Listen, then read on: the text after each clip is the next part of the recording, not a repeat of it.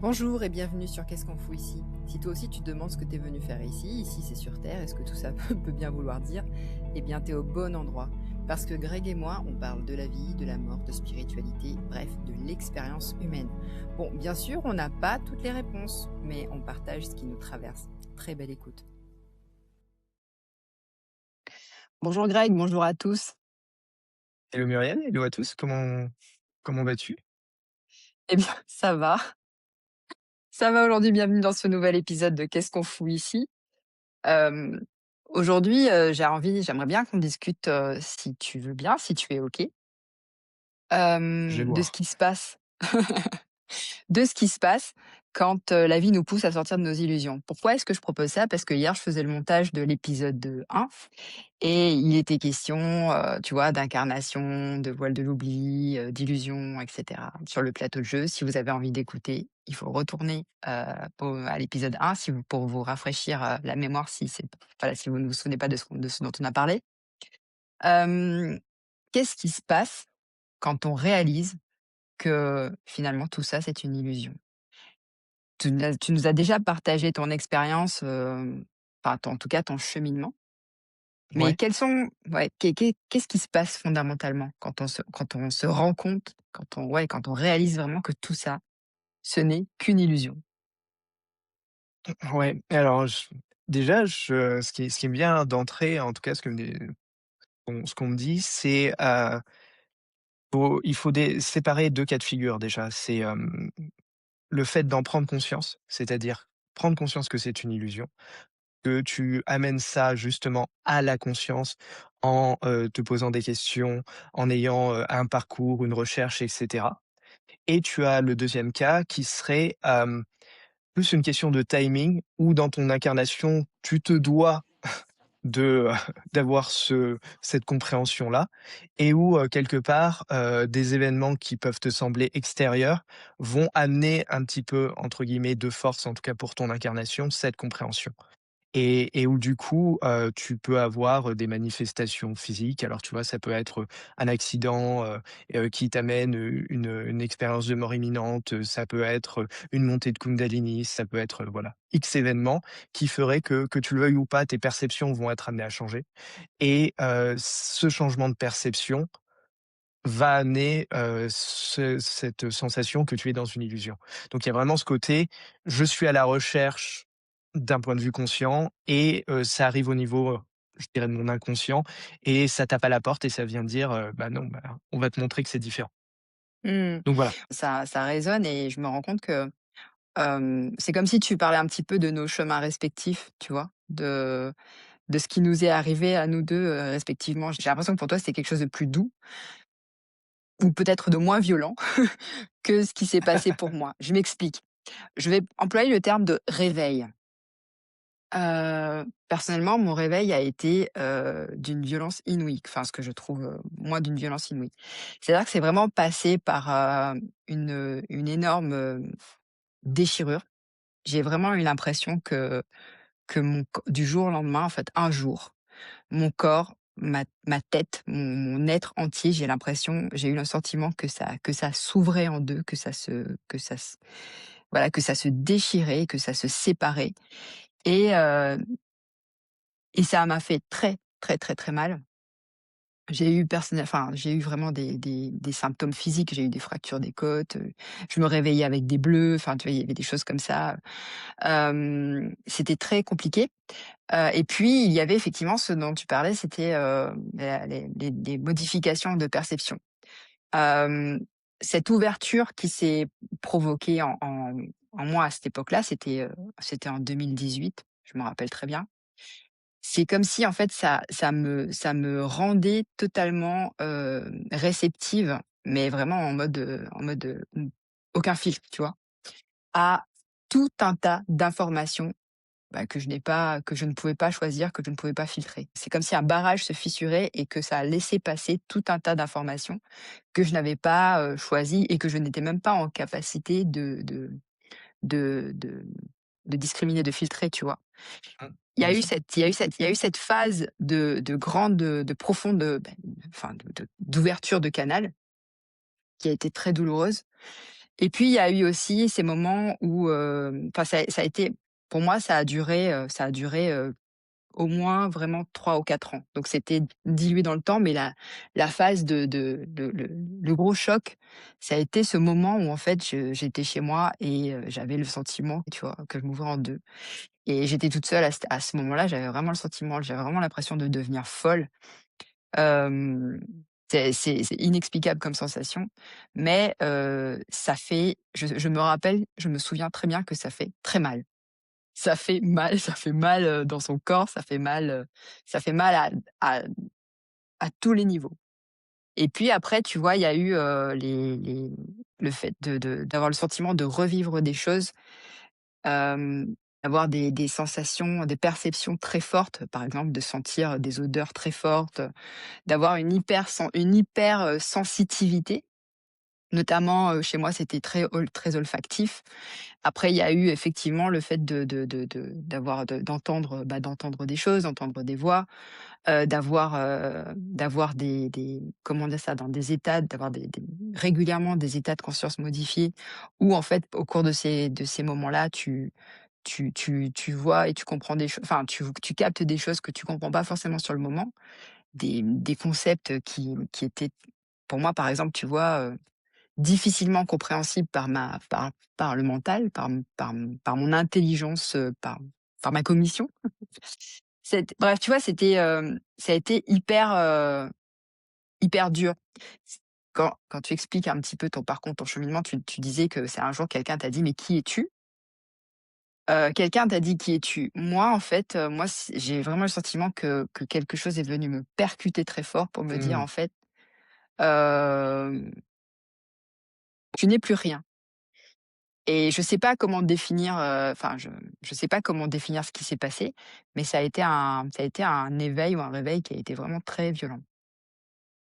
Et ouais, ce qui me montre par rapport à ça, et notamment tu as parlé de l'image du barrage qui est très juste. C'est que dans ces 2 et je pense que c'est pour ça qu'ils ont divisé en 2 façons de voir les choses.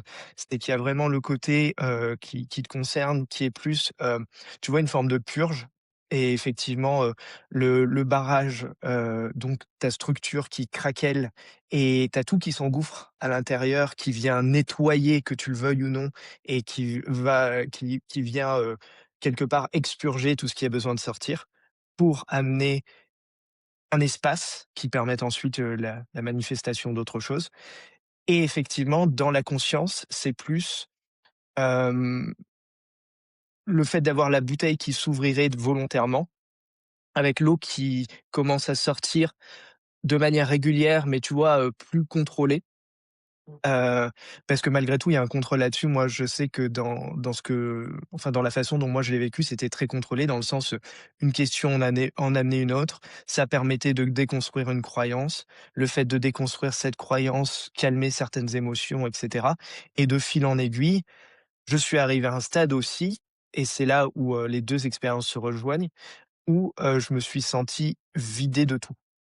Et je pense que, tu vois, il y a la manière douce et la manière forte, mais l'étape nécessaire est le fait d'enlever un petit peu les couches de l'oignon pour arriver à un moment donné, au centre, à l'atome, à ce qui est, juste, tu vois, ton essence divine qui te permet ensuite de te rendre compte que ce n'est pas que tout est vide et que rien n'a de sens et je pense que je ne sais pas comment toi tu l'as vécu, mais moi je suis passé aussi par cette étape où, à un moment donné, je me suis dit: «Mais à quoi bon vivre?» Et c'était plus le «à quoi bon vivre», que j'avais connu avant dans mon mal-être qui était de, la vie, n'est pas gentille avec moi, mais, c'était plus un «à quoi bon vivre?» dans le sens, bah, vu que rien n'a d'importance, vu que rien n'a de sens et que tout est illusoire, bah, au final, à quoi bon? Quel est l'intérêt? Mmh. Et tu vois? Donc c'était plus dans ce vide-là. Et lorsque tu atteins ce vide-là, tu as l'impression d'être arrivé au bout et c'est souvent, ton je dirais en tout cas moi je parlerai personnellement, ça sera plus juste. Moi c'était un manque d'humilité. C'était l'impression de me dire: «Ouais, bah, c'est bon, j'ai tout compris maintenant» et Mmh. sauf que j'avais pas touché ce point qui était le point de bascule entre cette sensation de ce que je pensais être le vide, mais qui était le néant, pour toucher vraiment du doigt ce qui était vraiment le vide et qui est non pas le néant, mais le plein potentiel. Mmh. La zone, si tu veux, où, tu es dans un espace de non-manifestation, d'informel total et où justement tout a le potentiel d'exister. Et il y a que lorsque tu arrives à passer de ce stade à 99, on va dire, de néant jusqu'au 100, qui est le fait de toucher le non manifesté et son pouvoir infini de potentialité, où tu bascules de rien n'a de sens à tout a un sens. Et ça fait toute la différence. Et c'est Différence. vrai que je pense que tu sois dans la voie 1 qui soit la voie forte où, on t'amène ça par des informations qui viennent te déconstruire de l'intérieur, que tu le veuilles ou non, ou que tu fasses cette déconstruction, un peu plus de manière douce, en y allant étape par étape. Je pense que la direction reste la même et que, Mmh. ce point-là est à atteindre si tu veux à un moment donné pouvoir redonner un sens à ton incarnation. Parce que c'est ce qui à un moment donné, refait le lien entre l'âme et l'incarnation. Que c cette espèce de nettoyage est une forme de montée en fréquence et cette montée en fréquence, elle te sort de ton ancrage et c'est justement lorsque tu es suffisamment monté et que tu touches ce point-là, que tu te rappelles ton centre et que du coup, tu deviens un être qui est plus étendu, plutôt qu'un être qui soit en translation vers une forme d'illumination ou autre chose. Mmh. Et d'ailleurs, il y en a beaucoup qui se perdent malheureusement là-dedans, même dans des quêtes de spiritualité, c'est qu'ils sont en recherche d'illumination, ils cherchent à quitter le plateau de jeu, donc être en translation, plutôt qu'être en expansion de leur être. Et ils oublient le point de départ qui est, bah, leur centre. J'ai vraiment le sentiment d'avoir fait une énorme, tu vois, d'avoir passé, plein de temps dans les montagnes russes, tu vois? Le grand mané enfin Ca le grand V, les montagnes russes. En fait, c'est comme si j'étais sur un je sais pas comment on appelle ça, c'est quoi le comment ça s'appelle cette attraction à Disneyland là, Space Mountain? Enfin, tu vois, c'est vraiment horrible parce que tu passes de tu l'impression que quand tu arrives à un état, à un stade, tu te dis: «Bon OK, ça va se calmer» et en fait, ça redescend, puissance, 10 000, ça remonte, ça re tu es tourné dans tous les sens et tu vois, comme je te disais, ça chez moi, ça n'a pas été un processus rapide. Ça a duré sur 3 ou 4 ans. 3 ou 4 ans, c'est long, c'est très long et quand tu penses que ça s'arrête, en fait, ça recommence sous une autre forme. Je me disais je et tu vois, je me disais: «Mais c'est bon quoi, j'avais le sentiment d'être, suffisamment déconstruite pour à un moment donné me dire: «Bon bah OK, je vais donner le sens que je veux à mon existence» et j'avais l'impression, tu vois, mais vraiment j'avais l'impression que c'était même pas moi qui décidais. C'était à partir du moment où je voulais prendre une direction et ben, je me prenais un coup de savate, un gros coup de mur qui me disait: «Bah non, c'est pas par là». Mais je me disais: «Bon OK, bon bah si c'est pas par là, c'est par là» et ben et ça s'est fait au gré de rencontres, au gré de, tu vois, de relations, au gré de situations qui, je me dis: «C'est bon quoi, j'ai entendu la leçon» et bah, apparemment non, tu vois? Et heu et quand j'entends que certaines personnes, tu vois, vivent l'éveil, de façon très, c'est pas le mot doux en fait, c'est-à-dire, ils ont comme une sorte ils se sentent à un moment donné, ils se sentent profondément connectés, enveloppés dans une espèce de vague d'amour et profondément connectés au reste.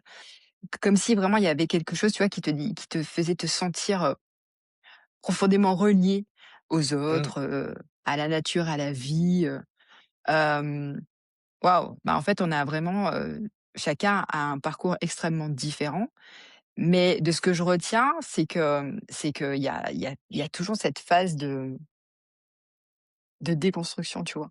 C'est-à-dire que tout ce sur quoi tu t'es construit, alors qui dépendait pas forcément, que tu enfin, tout ce sur quoi tu t'es construit, consciemment, inconsciemment et surtout tout ce que ton environnement a projeté sur toi et ben, ça s'effrite. Soit ça s'effrite, tranquillement, ça s'égrène et puis voilà et puis ça se reconstruit comme ça. Soit, bah, il y a un truc qui vient, paf, qui vient tout démolir d'un coup de masse Bah, je et pense que je apparemment, voilà. ouais, mais je pense que justement cette sensation, de déconstruction, elle est liée à déjà nos perceptions, à nos croyances. Que tu vois, le simple fait de parler de déconstruction, c'est-à-dire que c'est comme si, pendant, toute la phase précédente de ton incarnation, tu avais construit quelque chose. En fait, je pense que ce que ça essaie de nous rappeler, c'est à la manière de la vie, on est, nous-mêmes des êtres en mouvement perpétuel Mmh. et de ce fait-là, il y a rien de construit, il y a pas de fondation, il y a pas, de repères, de base ou quoi que ce soit. On est en perpétuel mouvement, en perpétuel changement et ce que ce mouvement justement nous permet, d'amener à la conscience, c'est le fait de se dire, bah, peut-être qu'il va falloir pour que le meilleur se manifeste, en tout cas le plus juste par rapport à nous-mêmes se manifeste, et ben, c'est de pouvoir lui laisser la place et cette place-là, elle ne peut se faire que dans la transmutation et pas dans une espèce d'accumulation d'acquis Mmh. et donc c'est important de passer par cette forme de, je dirais presque de changement d'état. Tu vois? C'est presque, l'eau qui était glace qui du coup est solide et qui te donne l'impression qu'il y a une forme de construction qui redevient liquide, voire gazeuse.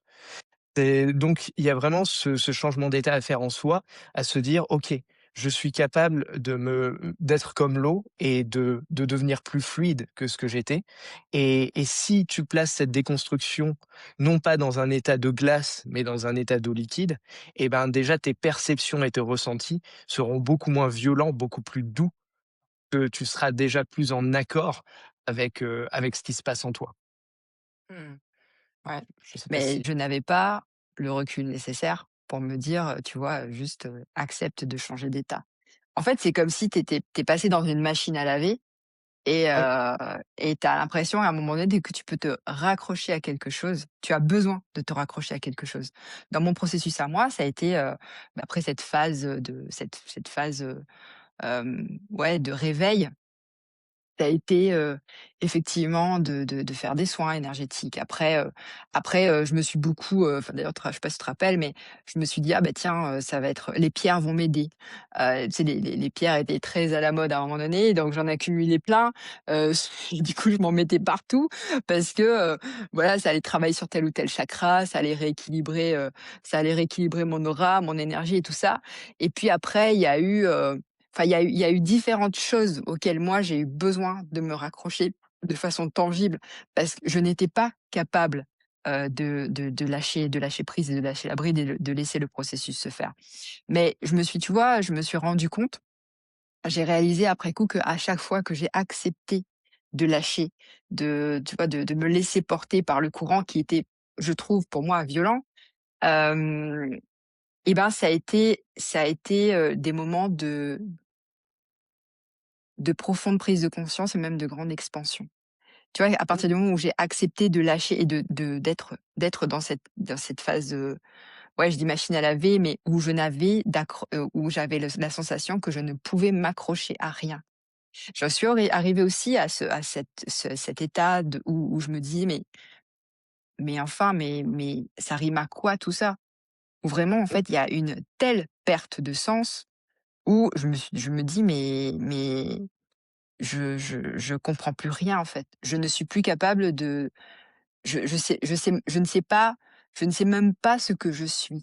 Je me rappelle, j'étais étendue sur mon lit un soir à 21h, j'étais toute seule, mais le lendemain matin, tu vois, tu accueilles tes enfants, tu dois vivre, tu dois faire des choses.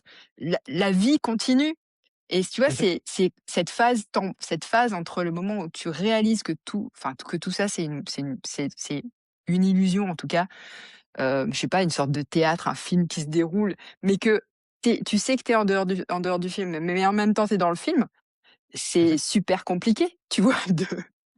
De Ouais, je comprends. de gérer tout ça, en tout point, dans tous les sens du terme, émotionnellement. Tu te dis: «Bon, OK, allez, y tu vacilles, tu oscilles entre des états d'expansion de conscience et en même temps, en fait, ben, faut faire les courses, faut gérer le quotidien, faut nettoyer la maison, tu vois, faut aller bosser, il faut gagner sa croûte». Tu sais? Ouais, parce qu'il y C'est a il y c'est a une très, très forme, difficile, je trouve. oui, parce qu'il y a une forme d'équilibre à trouver dans tout ça. C'est Mmh. ça qui amène, aussi après la stabilité.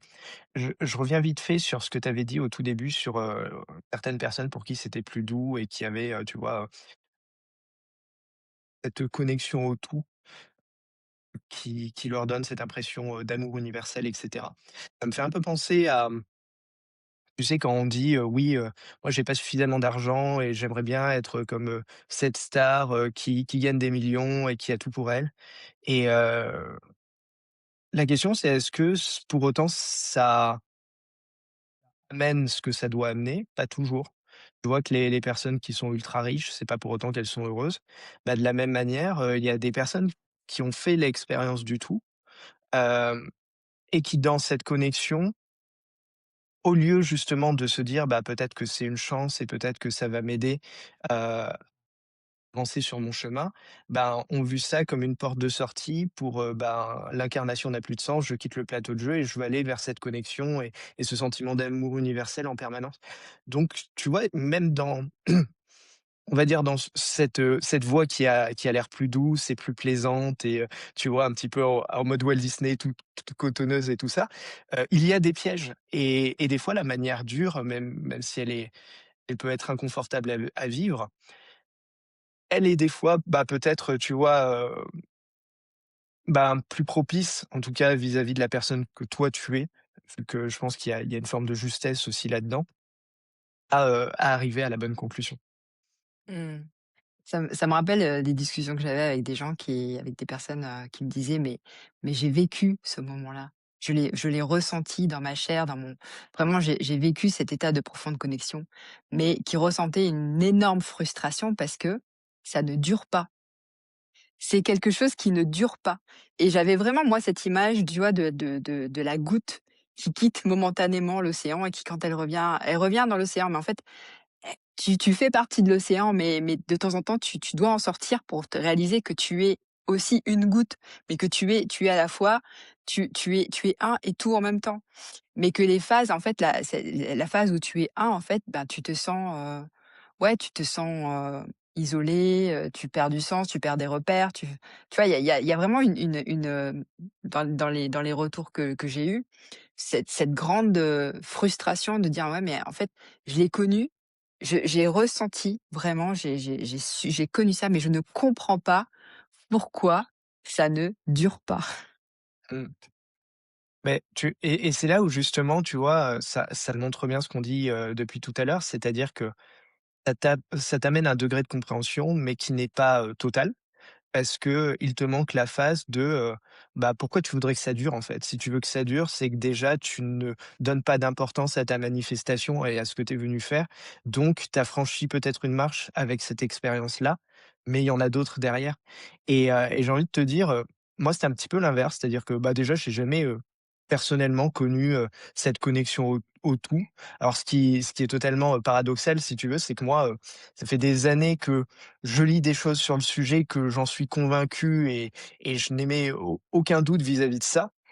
Mais pour autant, je suis plus dans la frustration, tu vois, de ne pas le vivre et Mmh. juste de le voir de manière littéraire ou d'avoir des témoignages ou et ce genre de choses et en même temps, quand j'en vois un petit peu ce côté, du gamin capricieux qui va dire: «Beh, pourquoi moi j'y ai pas droit?»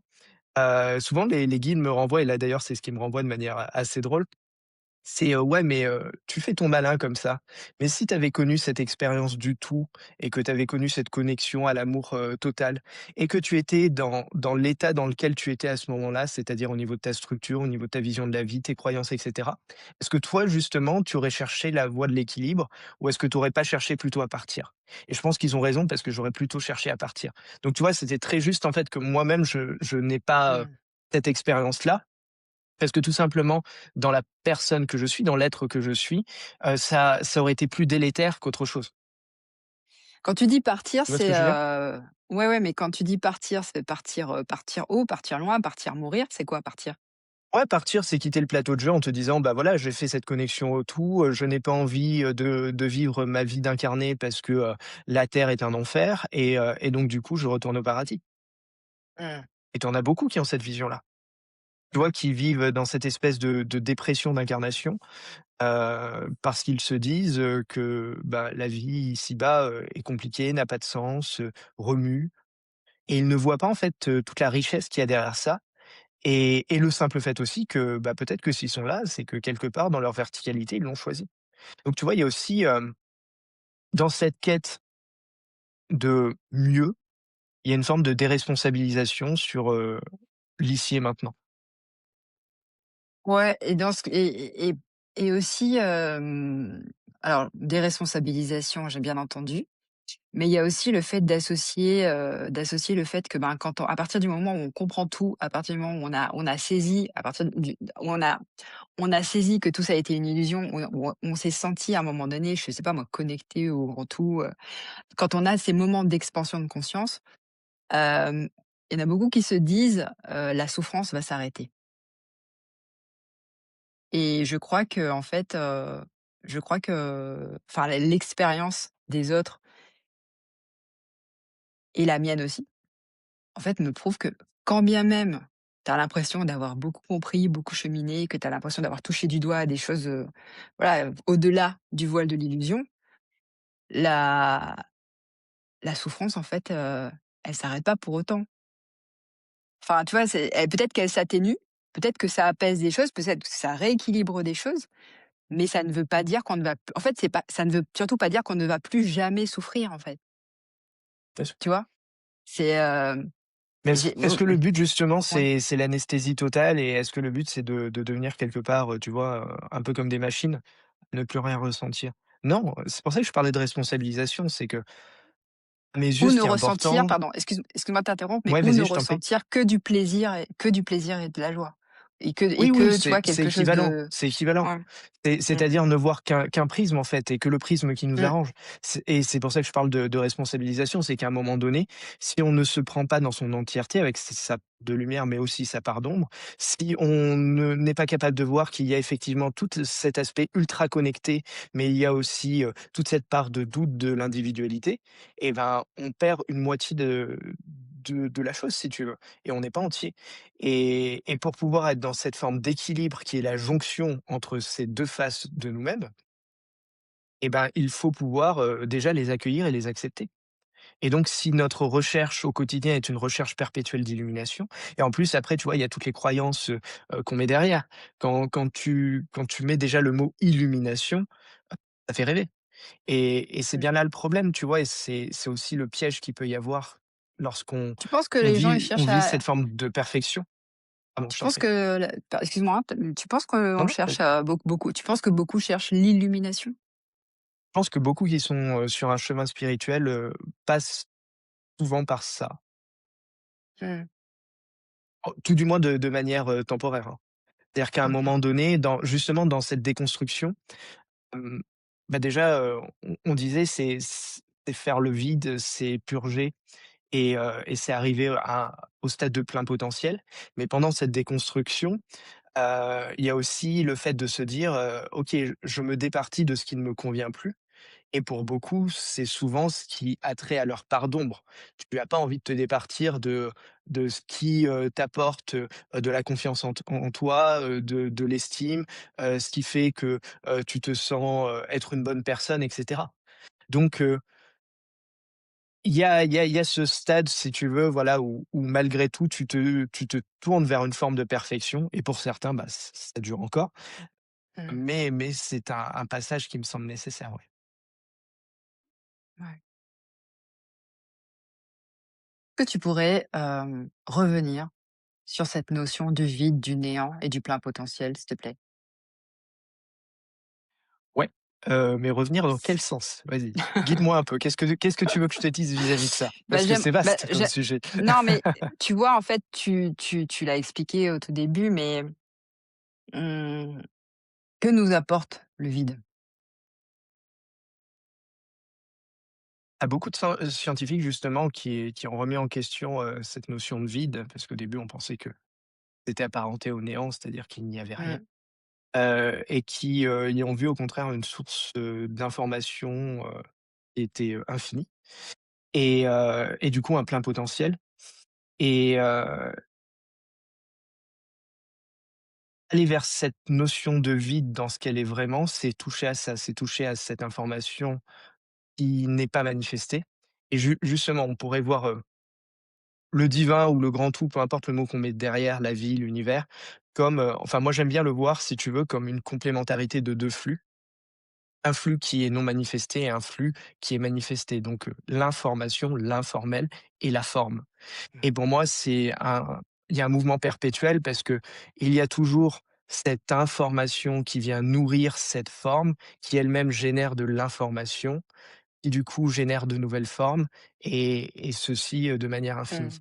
Mmh. Et donc se reconnecter au vide, c'est se reconnecter à cette partie du divin qui est l'informel, le non manifesté, le mystère et quelque part, c'est nécessaire pour que soi-même en tant que forme, on puisse, ben, être dans la meilleure précision de ce qu'on est en tant que forme.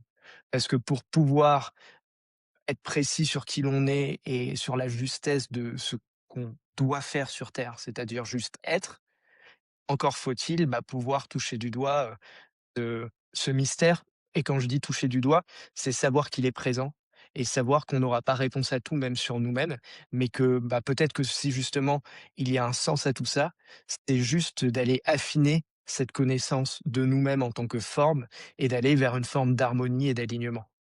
Sachant que Mmh. quand tu amènes un peu plus d'informations, justement, tu te rends compte que cette forme, elle a aussi, des connexions au niveau de la verticalité et de l'horizontalité. Donc qu'elle est au sein d'un tout, qu'elle est au centre de quelque chose et que du coup, ben, c'est pas aussi simple que ça, de se connaître et de répondre à: «Qui es-tu?» Et comment on fait le vide? Comment tu fais le vide toi plutôt? Bon, bah, je fais le vide. C'est une très bonne question. C'est une très bonne question dans le sens où je pense que déjà c'est pas tu vois, c'est pas une recette de cuisine où Mmh. on va vous dire, bah, Ouais. voilà, alors vous mettez un peu de ci, un peu de ça, vous suivez tel protocole, vous prenez un soir de pleine lune, vous vous asseyez en tailleur et vous priez, je ne sais quel dieu. Non, je pense que c'est déjà un élan intérieur d'aller à la rencontre de ce vide. C'est-à-dire que s'il y a pas cet élan, tu ne peux pas y accéder, très clairement et quand bien même il y a cet élan, ça va t'amener, on va dire, comme je disais tout à l'heure, aux 99. C'est-à-dire que dès lors où tu as l'élan de toucher au vide, mais qu'à un moment donné, tu n'arrives pas à installer en toi cette forme de lâcher prise, qui est de ne plus avoir d'attente pour vraiment y accéder, eh ben, tu ne vas pas pouvoir y accéder. Donc il faut qu'il y ait une intention de départ, un espace, un temps que tu te réserves pour pouvoir expérimenter ça et il faut, pendant ce temps et cet espace que tu t'accordes, il peut durer un certain temps. Pour certains, ça peut être plusieurs jours à ne rien faire et à être coupé du monde, déjà expérimenter, tu vois, une forme de ce qu'on croit être le vide. Mmh. Donc, vis-à-vis de notre, plateau de jeu, c'est-à-dire se couper des relations, se couper du monde et cetera, pour pouvoir faciliter, on va dire, ce mouvement intérieur et en même temps, ça va faire ressurgir les peurs, ça va faire ressurgir, ben, tout ce qui est sombre en nous, justement et donc il va falloir aussi, accueillir ça, qui en soi est une étape et lorsque tu auras dépassé aussi cette étape-là, ben, comme je te dis, si tu es dans l'attente qu'il se passe quelque chose, tu ne l'atteindras pas. Donc expérimenter le vide, c'est aussi être capable d'aller dans cette direction et à un moment donné, juste de lâcher et c'est souvent ce fait de lâcher qui est compliqué pour certains et qui est en plus très, bah, pour le coup, très déstructurant parce que lorsqu'ils sont dans cette phase d'élan d'aller vers le vide, tu vois, certains d'ailleurs le manifestent par une forme d'expérimentation de la contemplation ou de ce genre, ou de une méditation très profonde ou ce genre de pratique-là. Ils ont l'impression de toucher le vide, ils ont touché une forme de néant qu'ils n'avaient pas atteint jusqu'à présent, mais s'ils n'arrivent pas à ce point de bascule où ils sont dans justement ce ressenti de plein potentiel et comme je disais tout à l'heure, d'être dans une infinité, d'informations et donc dans le fait de ressentir ça en eux. Parce qu'on dit souvent on est un petit peu un hologramme du divin ou comme diraient certains textes religieux, Dieu nous a fait à son image. suis persuadé qu'à chaque niveau, de conscience, il y a, le même fonctionnement, la même structure derrière et donc le fait de pouvoir toucher ça du doigt, c'est aussi le toucher, en fait, en nous et c'est Mmh. lorsque tu touches en toi ce vide, donc ce plein potentiel et pas ce néant, c'est là où tu te rends compte que, bah, tu tombes dans ce qu'on appelle l'amour de soi, mais dans le sens, pas dans le sens, sirupeux du terme, ni dans le sens, un peu, péjoratif qui serait, tu vois, une forme d'ego ou qui soit exacerbé ou tout ça, mais vraiment dans le sens où je me suis reconnecté au divin en moi et en me reconnectant au divin en moi, j'ai vu que j'étais moi aussi source de plein potentiel et donc à partir de là, tu te rends compte que peut-être que rien n'a de sens, mais tout a un sens parce que je peux donner le sens que je souhaite à ma vie. Dans les respects, bien évidemment, du reste, c'est-à-dire de ma verticalité, donc dans mon alignement, et de mon horizontalité, c'est-à-dire les autres qui sont avec moi sur le plateau de jeu. Mmh. Ouais. Ça me rappelle, un moment, alors c'était l'année dernière, hem, où, je m'interrogeais, j'avais vécu des choses, assez enfin, pas personnellement, mais j'avais eu une journée où il s'était passé plein de choses pas très agréables mais quand je dis pas très agréables, c'était vraiment très lourd, tu vois? Et il me fallait, continuer à vaquer à mes occupations, à faire des choses. En fait, j'avais voilà, il y avait eu un décès, il y a eu les funérailles et cetera et il y avait eu d'autres événements autour de ça et à côté de ça. Donc voilà, à un instant où vraiment beaucoup de, beaucoup de souffrance en très peu de temps, de façon très condensée et à un moment donné, quand tout est passé, je me rappelais, c'était un dimanche. J'étais assise et je me disais: «Mais» je cherchais le sens de tout ça. Je me dis: «Si tout arrive, si ces choses arrivent, c'est parce qu'il y a un sens à tout ça», tu vois? J'avais besoin de me raccrocher comme si pour atténuer ma tristesse, et tout ce qui me faisait souffrir à ce moment-là, j'avais besoin de me raccrocher à: «Si ça arrive, c'est que ça a un sens, c'est que ça sert à quelque chose». Et j'étais assise comme ça et je prends un bouquin dans la bibliothèque d'à côté au hasard et je prends et je l'ouvre comme ça au hasard et je pose mon doigt sur une phrase, mais sans regarder, tu vois? Je pose mon doigt, je fais Mmh. souvent ça et Natacha Calestrema, elle en parle aussi. Hem et je lis la phrase qui est, «L'homme n'a pas accès au sens véritable des choses. Seul Dieu connaît véritablement le sens des choses» et c'était un extrait de la Bhagavad Gita. J'ai fermé le livre, je l'ai reposé et j'ai ressenti vraiment très profondément, tu vois, enfin, dans mon cheminement, je me disais: «Bon, bah, OK, hier, ça n'existe plus, demain, je sais pas encore» et ma seule vérité, c'était le présent, tu vois? Je dis bien «c'était» à ce moment-là. Et j'avais l'impression que même le présent se dérobait sous mes pieds à ce moment-là. C'est-à-dire que c'était vraiment en fait, pour moi, c'était vraiment une image où, on m'invitait vraiment à basculer dans le vide. C'est-à-dire ne même Mmh. plus chercher à comprendre le sens de ce qui se passe en moi, à l'intérieur de moi et cetera. Mais, de totalement d'arrêter de vouloir m'accrocher à quelque chose et de me laisser choir, de me laisser, tu vois, de me laisser dans le Être la vide. goutte d'eau dans l'océan, justement. Exactement. Où Mais tu vois, oui, ouais, non, vas-y, dis-moi? vas-y, je t'en prie, finis. Je rebondirai après. Hem, cette question du vide, du non-sens et cetera, de me il m'a fallu faire preuve d'une grande humilité, heu, à ce moment-là et depuis ce moment-là. C'est-à-dire d'accepter, d'intégrer que je n'ai pas accès au sens des choses, parfois même des choses qui me concernent. Et qu'il y a des moments où je n'ai pas la possibilité de tout comprendre, même en ce qui me concerne. Et ça, Jus waouh! Oui, vas-y. Ouais, justement, bah, c'est non, désolé, c'est parce qu'ils insistent un peu, mais par rapport à ce que tu On disais, va te prendre en pour un même temps taré quand t'écoutes. c'est pas grave, t'inquiète, je suis pas à ça près. Je sais. Oui, vas-y, vas-y. Mais c'était vraiment ce côté, ressentir l'énergie entre, je sais que tout a un sens et vraiment, tu vois, limite fermer les yeux, le ressentir en son cœur, voir ce que ça fait et ensuite se placer dans l'énergie de: «Je veux comprendre le sens» Mmh.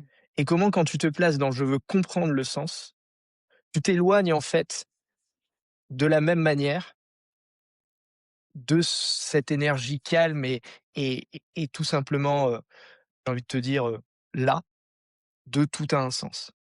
Et en fait, tu vois, c'est vraiment cette nuance-là, entre savoir que tout a un sens, mais respecter le mystère de ne pas savoir le sens. En tout cas, de pas Ouais, toujours le savoir. Et tu vois, le fait de savoir que tout a un sens, ça, c'est quelque chose qui est inéluctable, qui est là, qui est posé, qui est acquis, qui ne peut pas bouger. Et chercher le sens des choses, bah, c'est exactement, si je reviens sur l'image de tout à l'heure, de ce mouvement du non-forme et des formes et de la manifestation perpétuelle.